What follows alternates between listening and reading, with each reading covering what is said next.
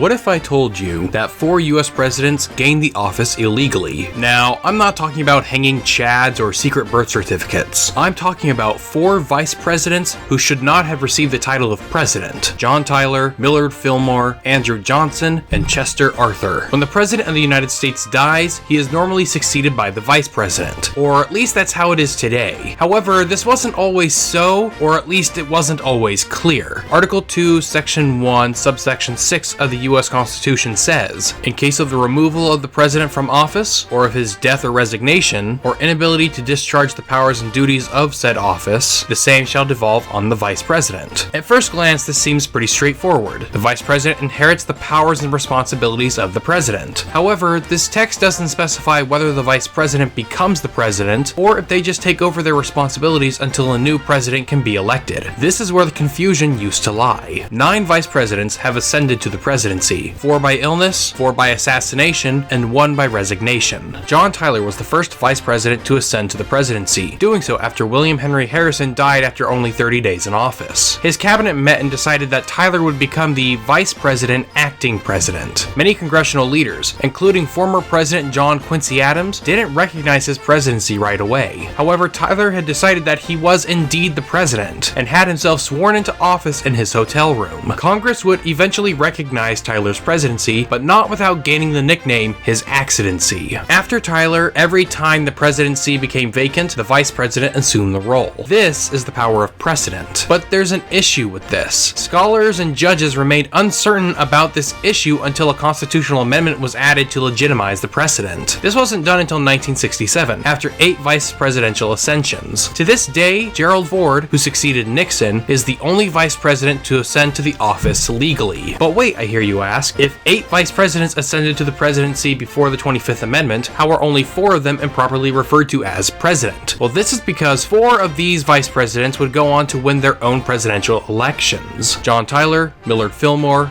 Andrew Johnson, and Chester Arthur didn't win a second term, while Theodore Roosevelt, Calvin Coolidge, Harry Truman, and Lyndon Johnson did, and therefore can legitimately be called Presidents of the United States. If you want to learn more about American politics, then click this annotation for a playlist about that, or you can click this annotation for a mystery video. If you would like to see all my new videos when they come out, then click here to subscribe. And if you want to help this channel, then leave your thoughts in the comments below and share this video. Thanks for watching.